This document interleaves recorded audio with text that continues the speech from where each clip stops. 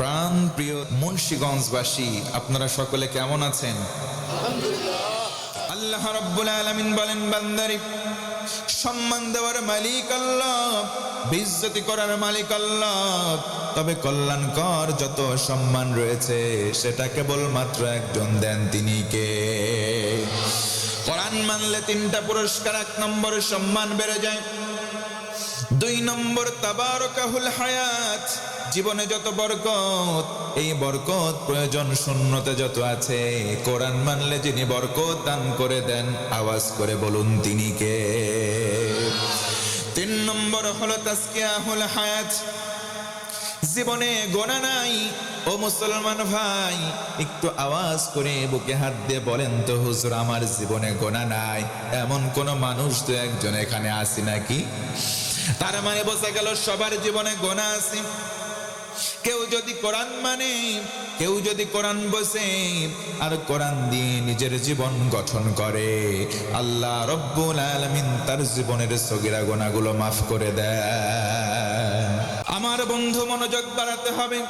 নীতিবান মানুষের বড় অভাব, সমাজে বড় বড় কথা বলে, মুখের মধ্যে শুধু বড় বড় নীতিবাক্য ফুটায়, নিজে নিজে নীতিবাক্য ফুটায়, মানুষের কোনো কথা নাই, নিজে বলে যাহা, নিজের মধ্যে কোনো আমল নাই, শুধুমাত্র আমল করানোর জন্য মানুষকে তাকিদ দেয়। জোরে বলুন, এমন মানুষ আছে না নাই?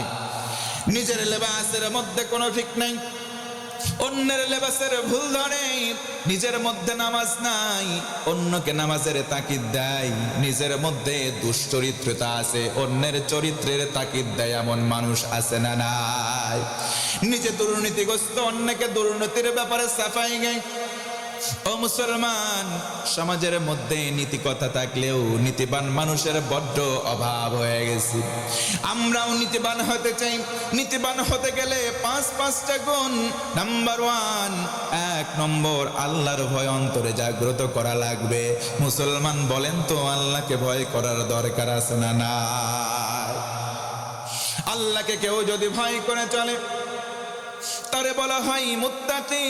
ও মুসলমান, আমরাও যদি আমাদের কলিজায় আল্লাহর ভয় লালন করি, আল্লাহ রব্বুল আলামিন আমাদেরকেও মুত্তাকি বলে আখ্যা দেবেন।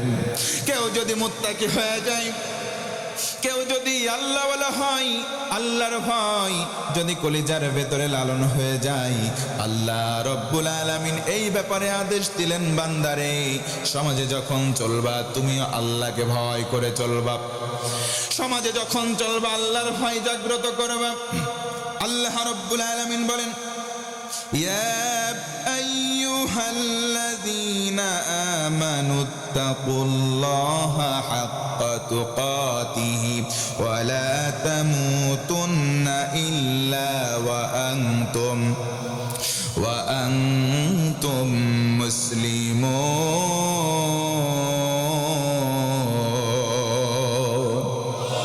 জোরে বলেন না আল্লাহু আকবার। আল্লাহ রাব্বুল আলামিন বলেন, বান্দারে তুমি যদি মুমিন হও, তুমি যদি ইমানদার হও, আমি আল্লাহ বললাম গোলাম, আমি আল্লাহকে ভয় করে চলো। ও মুসলমান, আল্লাহ যাকে আদেশ দিলেন ভয় করার, আমরা যদি আল্লাহ বাদে অন্য কাউকে ভয় করি, সেই তাকওয়া কি আমার আপনার ভেতরে আসবে নাকি? তার মানে বোঝা গেল, কোনো মানুষকে নয়, কোনো দলকে নয়, কোনো সংগঠনকে নয়, বরং তাকওয়াবান যদি হতে হয় একমাত্র ভয় করব কাকে? আল্লাহ রাব্বুল আলামিন বলেন, বান্দারে ইন্না আকরামাকুম ইনদাল্লাহি আতকাকুম। বান্দারে কলিজার ভেতরে যদি আল্লাহর ভয় পয়দা হয়ে যায়, নিশ্চয়ই তোমার সম্মান ফিদ দুনিয়া ওয়াল আখিরা আমি আল্লাহ বাড়ায়া দেই। সুবহানাল্লাহ। তার মানে বোঝা গেল ভাইরা আমার, তাকওয়াবান হওয়ার বিকল্প কোনো পন্থা নাই। কেউ যদি মুত্তাকি হয়, কেউ যদি আল্লাহর ভীরুতা অর্জন করে, আল্লাহ বলেন, গোলাম তোর জন্য কি ফ্যাসিলিটি আছে? আল্লাহ রাব্বুল আলামিন বলেন, ওয়া'লামু আন্নাল্লাহা মা'আল মুত্তাকিন।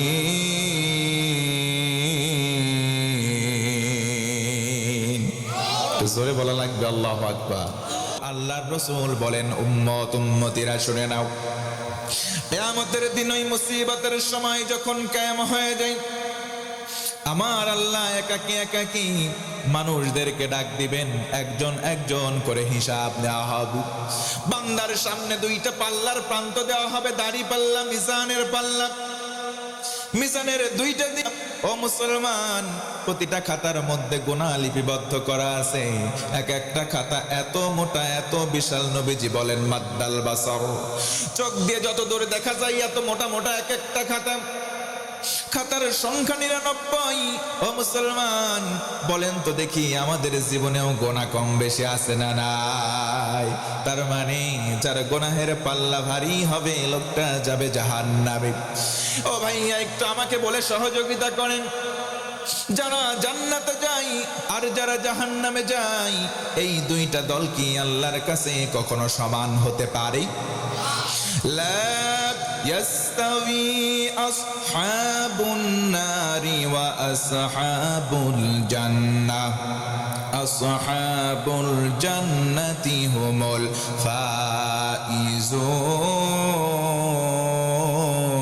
ফাইজুন। আল্লাহ রাব্বুল আলামিন বলেন, ও গোলাম, জান্নাতি আর জাহান্নামী দুই দল সমান নয়। জান্নাতি হবে যারা, চূড়ান্ত সফল হবে তারা। চিৎকার করে বলি সুবহানাল্লাহ। ওই লোকটা চিন্তা করবে আমার কোনো নেক নাই, নেকের পাল্লা সম্পূর্ণ ফাঁকা। আল্লাহ বলবেন, বান্দারা, আজকের দিনে বিন্দু পরিমাণ জুলুম আমি আল্লাহ কোনো বান্দা বান্দির প্রতি করব না। ছোট্ট একটা কাগজের টুকরা ফেরেশতাকে বলা হবে খুদ বিতাকা, ও ফেরেশতা কাগজটা নাও, বান্দার ডান পাল্লাই দাও। ডান পাল্লার ভেতরে ছোট্ট কাগজের টুকরা দেওয়া হবে। মুহূর্তের মধ্যে নেকের পাল্লা, ডান পাল্লাটা ভারী হয়ে যাবে। ফেরেশতারা এসে বলবে, আল্লাহর গোলাম, আল্লাহর বান্দা, আহলান সাহলান, তুমি এখন জান্নাতে মেহমান। ও মুসলমান, লোকটা আশ্চর্যিত হয়ে বলবে, মা হাদিহিল বিতাকা, কাগজের টুকরায় কি এমন লেখা আছে একটু তাকিয়ে দেখা দরকার। চোখ দিয়ে যখন দৃষ্টি পড়বে কাগজের টুকরার ভেতরে, তখন দেখবে আহারে দুনিয়ার জমিনে বুক মুখ এক করে একবার কালেমা পড়লো। এই মধুর কালেমাটা সেই কাগজের টুকরায় লেখা আছে। বলি সুবহানাল্লাহ। এক নম্বরে নীতিবান মানুষ হওয়ার গুণাবলীর মধ্যে এক নম্বর হলো তাকওয়া। কেউ যদি মুত্তাকি হয়, কেমন করে জীবনটা আল্লাহর কাছে গ্রহণযোগ্যতা পায়? আল্লাহর নবীর জামানার একটা ঘটনা বলি। আল্লাহর নবী সাল্লাল্লাহু আলাইহি ওয়াসাল্লাম কোরআনটা যখন নাযিল হয়ে গেল, তিনি দাওয়াত শুরু করে দিলেন। নবীজি কোরআনের দাওয়াত দেন। ও মুসলমান, কেউ কেউ নবীর হাতে হাত দিয়ে কোরআনের দাওয়াত, কালেমার দাওয়াত গ্রহণ করে মুসলমান হন। আবার কেউ কেউ নবীজিকে পাগল পাগল আখ্যা দিয়ে নবীজিকে দূর দূর করে তাড়িয়ে দেন।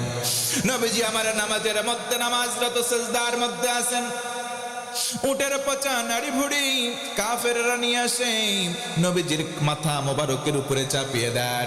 আল্লাহর নবীর মন খারাপ হয়ে গেল, তিনি নিবৃত এক জায়গায় বসে আছেন, মনটা খারাপ করে। আল্লাহ রাব্বুল আলামিনের বরদাস্ত হন নাই। আমার আল্লাহ সান্ত্বনা দেন, তাহা মা আনজালনা আলাইকাল কুরআনা লিতাশকা। রাসূল, আপনি মন খারাপ করবেন না, বিচলিত হবেন না, কারণ কোরআন নাযিল করেছি আপনার ভাগ্যকে নষ্ট করবার জন্য নয়। কোরআন নাযিল করলাম ও নবীজি আপনার সম্মান ফিদ দুনিয়া ওয়াল আখিরা গগনচুম্বী বানায় দেব। পড়েন না সুবহানাল্লাহ। তার মানে ওই কোরআন যদি নবীর কাছে আসে, নবীর মান শান যদি উঁচু হয়, আমরাও কোরআন মানলে আমাদের সম্মান বাড়াবেন কে? আলহামদুলিল্লাহিল্লাযী আনজালা আলা আবদিহিল কিতাব ওয়া লাম ইয়াজআল লাহু ইওয়াজা। সমস্ত প্রশংসাটুকু একমাত্র রব আল্লাহর জন্য। আমরা যদি বলি কেন প্রশংসা আল্লাহ, আল্লাহ বলেন, বান্দা প্রশংসা এই কারণে করবা, কারণ একটা আড়ষ্টতা মুক্ত কিতাব আমার বান্দা মুহাম্মদ সাল্লাল্লাহু আলাইহি ওয়াসাল্লামের প্রতি আমি আল্লাহ নাজিল করেছি। বলেন সুবহানাল্লাহ। নবীজি আমার কোরআনের দাওয়াত দেন, কেউ কেউ ইসলাম কবুল করেন, কেউ কেউ করে না। ও আমার ভাইরা, নবীজি কি দাওয়াত দেওয়া বন্ধ করে গুটিয়ে পড়েছিল নাকি? আমার নবীজি দাওয়াতি কাজ বন্ধ করেন নাই। নবীজি দাওয়াতের প্রচার করেন, প্রসার করেন। এমত অবস্থায় কাফেররা সিদ্ধান্ত নিল, হায় আমাদের এলাকায় মুহাম্মাদের দাওয়াতি কার্যক্রম বন্ধ করা লাগবে। সিদ্ধান্ত নিল, নীতিগত সিদ্ধান্ত, মোড়ে মোড়ে লোক সেট করে দাও। দূর দেশ থেকে কাবা তাওয়াফে আসে, তাদের কাছে কাছে যাও, বলো আমাদের এলাকায় একটা পাগল আছে, নাম তার মুহাম্মদ, তার কাছে তোমরা যাবে না কি তেলাওয়াত করে সেটাও তোমরা শুনবা না। লোকজন যখন কথাগুলো শুনলো, সিদ্ধান্ত নিল, হায় হায় পাগল যদি থাকবে বলার কি আছে, পাগল থাকলে বলার কিছু নাই। কিন্তু যেহেতু বলেছে পাগল আছে, পাগল না দেখে আমরা দেশে ফিরে যাব না। বলেন সুবহানাল্লাহ। নবীজি আমার দ্বিপ্রহরের উত্তপ্ত বালিকাময় প্রস্তর খণ্ডে বসে বসে কোরআন তেলাওয়াত করেন। আল্লাহু আকবার বলেন। নবীজি আমার কোরআন পড়েন। দূর থেকে তারা দেখে সিদ্ধান্ত নিল, কর্ণটা আমাদের আঙ্গুল দ্বারা বন্ধ করে পাগলের কাছে যাব, পাগলকে দেখে আমরা চলে আসব, তার গুনগুন কোনো গান আমরা শুনবো না। দূর থেকে তারা দেখে ওই যে নবী মুহাম্মদ সাল্লাল্লাহু, নবীজি আমার বসে আছেন, কোরআন তেলাওয়াত করেন। তারিখুল ইসলাম সাক্ষ্য দেয়, জায়গায় দাঁড়িয়ে তারা একে অপরকে বলতে বাধ্য হয়, ওই যে দেখো সূর্য, ওই যে দেখো নবী মুহাম্মাদের চেহারা। জায়গায় তারা বলতে বাধ্য হয়, জায়গায় তারা দাঁড়িয়ে বলতে বাধ্য হয়, নবীজির চেহারা মোবারকের কাছে দ্বিপ্রহরের সূর্যের আলো অম্লান হয়ে যায়। আল্লাহু আকবার বলেন। নবীজির চেহারা কত সুন্দর। ও মুসলমান, সাহাবে کرام নবীর চেহারা মোবারক দেখে দেখে কি মহব্বত করতেন। একদিন হযরতে আলী কাররামাহুল্লাহু ওয়াজহাহু রাদিয়াল্লাহু আনহু, একদিন, দুই দিন, তিন দিন পর পর অনাহারে আছে, পেটের মধ্যে কোনো দানা পানি নেই। নবীর সন্ধানে গেলেন, নবীজিকে পেলেন না। সাহাবীরা আহলে সুফফার যারা আছেন তারা বললেন, আলী কেন আসলে? হযরতে আলী ডেকে বলেন, তিন দিন হয়ে গেল পেটে আমার কোনো দানা পানি খাবার পড়ে নাই। সাহাবীরা বলেন, বাবা আলী, ও আলী তাড়াতাড়ি বাড়ি চলে যাও, নবীজি কোনো খাবার দিতে পারবেন না। কেন তুমি এসেছো বলো? আমি তো 3 দিন খাবার খাই নাই, নবীজিকে দেখতে আসলাম। তারা বলে, আলী তাড়াতাড়ি বাড়িতে চলে যাও, কারণ তুমি 3 দিন খাও নাই, আর নবীজি কমপক্ষে 6 থেকে 7 দিন তথা 1 সপ্তাহ প্রায় কিছু খেতে পারে নাই। আজকে প্রত্যুষে সকালবেলা ফজরের পর পাথর পেটে বেঁধে কোথায় যেন চলে গেছে। ও আলী, তাড়াতাড়ি তুমি তোমার বাড়িতে চলে যাও, নবীজি খাবার দিতে পারবেন না। হযরতে আলী বললেন, ভাইরা, আমি তো নবীর কাছে খাবার চাইতে আসি নাই, নবীজির চেহারা দেখতে এসেছি। আমি যখন ক্ষুধার্ত হই, 3 দিন হয়, 5 দিন হয়, নবীর সামনাসামনি চলে যাই, দূর থেকে নবীজির চেহারা মোবারক দেখি, সঙ্গে সঙ্গে আমি আলীর পেটের ক্ষুধা নিবারণ হয়ে যায়। নবীর চেহারা মোবারক কত সুন্দর ছিল।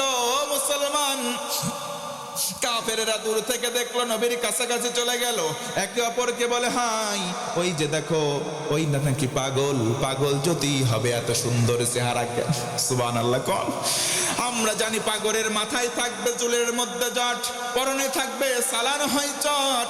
এত সুন্দর সুশ্রী পাগল আমাদের জিন্দেগিতে আমরাও দেখি নাই, বাপ দেখে নাই, দাদাও দেখে নাই এত সুন্দর পাগল। চলো তো পাগলের কাছে যাই, গুনগুন করে পাগল কি গান গায়, গানটা শুনে আসা দরকার। ও মুসলমান বন্ধুগণ, বলেন তো, জানতে চাই, নবীজি আমার যার গান গাই, গানগুলো কার? আওয়াজ দিয়ে বলেন কার? তারা তাদের নিজের অজান্তে চলে গেল। নবীর কাছাকাছি যখন গেল, কান থেকে আঙ্গুলগুলো সরাই, নবীর জান্নাতে জবান থেকে জান্নাতে কোরআনের তেলাওয়াত তাদের কর্ণকুহরে প্রবেশ করে। কান দিয়ে প্রবেশ করে কানের মধ্যে থাকে নাই, কলিজায় আঘাত করে দেয়। জায়গায় দাঁড়িয়ে কোরআন তেলাওয়াত শেষে বলতে বাধ্য হয়, মুহাম্মদ, ধর্মের বুকে লাথি দিলাম, কালেমা পড়ে মুসলমান হতে চাই। সুবহানাল্লাহ।